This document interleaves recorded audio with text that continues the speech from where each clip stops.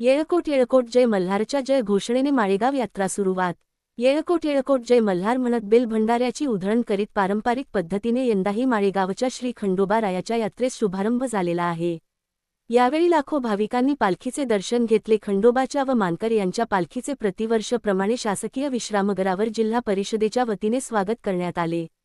दुपारी पालखी पूजनानंतर देवस्वारी काढण्यात आली। यावेळी मानकऱ्यांचा गौरव करण्यात आला। यावेळी सहकार राज्यमंत्री बाळासाहेब पाटील, राज्यमंत्री मेघना बोर्डीकर, आमदार प्रताप पाटील चिखलीकर, जिल्हा परिषद माजी सभापती प्रवीण पाटील चिखलीकर, जिल्हा परिषद मुख्य कार्यकारी अधिकारी तथा प्रशासकीय मेघना कावली, सामाजिक कार्यकर्ता प्रणिताताई देवरे चिखलीकर, शिवानंद शेळके यांच्या उपस्थितीत मानकर यांचा गौरव व पालखीचे मानकरी यांचा सत्कार करण्यात आला।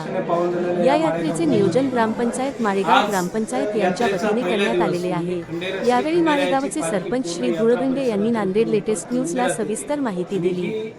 यात्रेची सुरुवात असते। या यात्रेला खरं म्हणजे 400 वर्षापूर्वीचा इतिहास आहे। इथे 400 वर्षापूर्वी पूर्ण यात्रा ही हळूहळू वाढत चाललेली आहे। व्याप जसं वर्ष चालले तसं यात्रेचा व्याप वाढत चालला। ही यात्रा खरं म्हणजे जिल्हा परिषद, पंचायत समिती आणि ग्रामपंचायत यांच्या संयुक्त विद्यमानाने ही यात्रा भरवली जाते।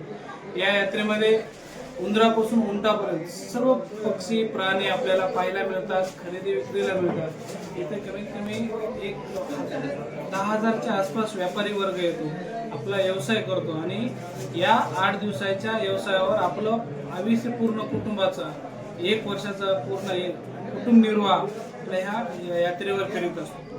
त्यामुळं इथं कमीत कमी एका दिवसाला 17 ते 18 लाख पब्लिक दर्शनाला असून यात्रेचा आनंद घेण्यासाठी या ठिकाणी येत असते।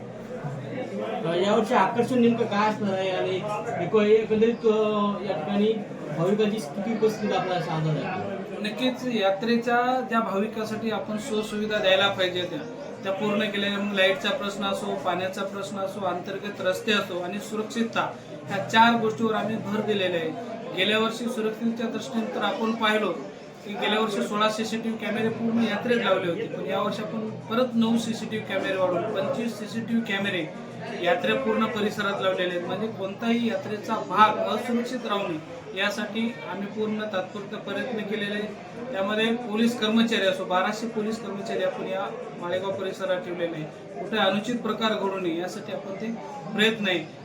आपण पूर्ण यात्रेला फिल्टरचं पाणी देतो। लिंबोटी धरण जवळ आहे, धरतीतून धरणावर पाणी पुरवठा देतो आणि पूर्ण शुद्ध पाणी, फिल्टरचं पाणी आपण पूर्ण यात्रेला देतो। लाईटचा विषय असो, यात्रातला कोणताही भाग अंधारात राहू नये यासाठी आम्ही यावर्षी गेल्या वर्षी असे 75 पोल पूर्ण यात्रा परिसरात लावलेले आहे की त्या पोलवर आपण फोकस लावले, जेणेकरून यात्रेचा कोणताही भाग अंधारात राहू नये आणि तिथे अनुचित प्रकार घडू नये यासाठी आम्ही प्रयत्न केलेले।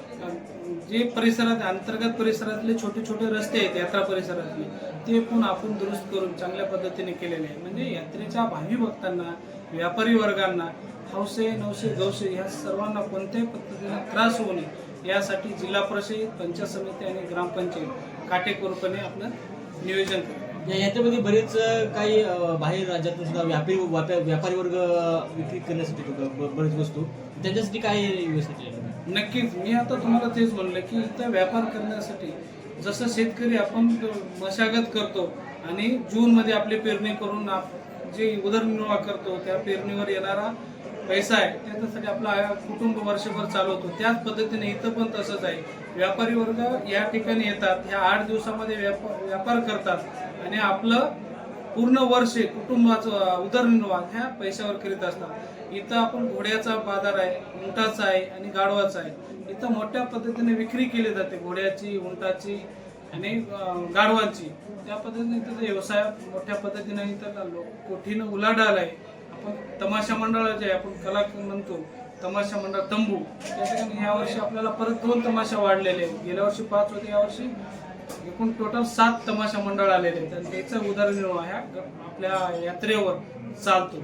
या यात्रेमध्ये भाविक भक्त आले, त्यांना आपल्यातर्फे काय आवाहन करशाल? नक्कीच यात्रेचा खंडेरायाचं दर्शन घेऊन, आपल्या खंडेरायाचे दर्शन घेऊन, पालखीचं दर्शन घेऊन आपली स्वतःची काळजी घ्या आणि यात्रेचा आनंद घ्या अशी मी सगळ्याला विनंती। मंदिर परिसरामध्ये भाविक भक्त दर्शनासाठी जात बरीच काही गर्दी होते, तर गर्दी टाळण्यासाठी मग काय उपाय योजना केली? नक्कीच VIP दर्शनासाठी वेगळे लावून लावलेले आहे आपण आणि साध्या दर्शनासाठी आपण रांग लावलेली आहे. तिथं काटेकोरपणे सगळं नियोजन केलेलं आहे.